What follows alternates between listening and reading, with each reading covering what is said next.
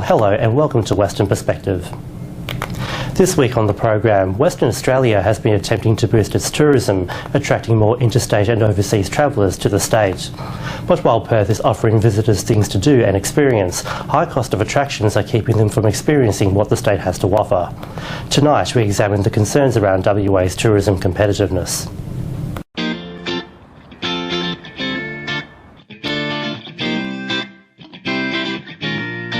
Western Australia, a state promising visitors sun, surf and the odd quokka. Summer or springtime will pick up a lot more tourists. The state government has focused its efforts on bringing more tourists to WA, focusing on lucrative markets at home and abroad. But despite its efforts to bring more people to WA, the state's tourist numbers have been affected compared to the rest of the nation. Its international visitor numbers have taken a hit in particular, with new figures revealing a 0.8% decline. It's a fantastic initiative. In June, the state government introduced a new ferry service as part of its transport solution from Burswood to Perth's new Optus Stadium. Transport Minister Rita Safiotti says the exclusive berth at the jetty for the stadium will be a new way to travel to the arena. People always say to me as Minister for Transport, how can we use the river more effectively in WA? How can we use the Swan River more effectively? And this is yet just another experience that will be offered as part of this entire precinct. SeaLink WA Captain Cook Cruises General Manager Andrew Lane believes it'll be part of a new tourism attraction when combined with AFL football game days. We're already looking at incorporating it into our daily Swan Valley wine cruise. Tourists can go up to the Swan Valley, enjoy a day on the river, a day at a world-class winery, have a few wines, enjoy themselves, have a 5-star lunch, and then get dropped back here at the end of the day to watch their favourite footy team. Meanwhile, Tourism Minister Paul Papalia is hopeful it'll boost tourism as another way to enjoy WA.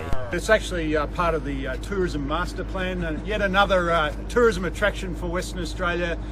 Differentiating this state, providing visitors to the state with an incredible experience. The cost of the cruise will be around $30, but travel agency Oswald Travel General Manager Eric Lee says it's a high cost simply for a ferry ride, and it would put the service and other highly priced attractions like it in a niche market. However, he agrees that charging a higher cost for a package deal with other attractions could appeal to tourists. Unless they package it to like a stadium VIP tickets, and they will probably have some sort of like a bundle deal, like a VIP ticket, you can have a ferry journey to the stadium. That might work well for the tourism as well. While packages for tourist attractions might make sense, figures have revealed visitors to WA aren't spending because tourists claim WA is expensive. International visitors bucked the spending trend in WA last year, as the state was the only one to record a fall in overseas tourist spending at -5%. Meanwhile, interstate tourists increased in the past 2 years, rising by 4.8% to the end of March, but they didn't stay as long and spent $140 million less.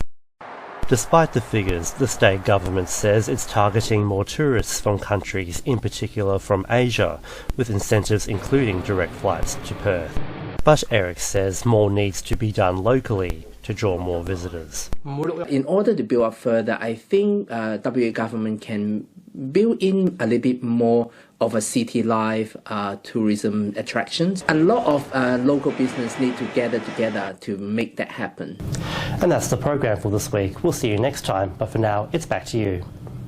Thank you, Nelson. And that's our weekly news and current affairs. For all the latest happenings, you can visit our website and Facebook page. From Daniel, myself and the rest of the team until 8 o'clock next Sunday, a very good evening to you. Good night.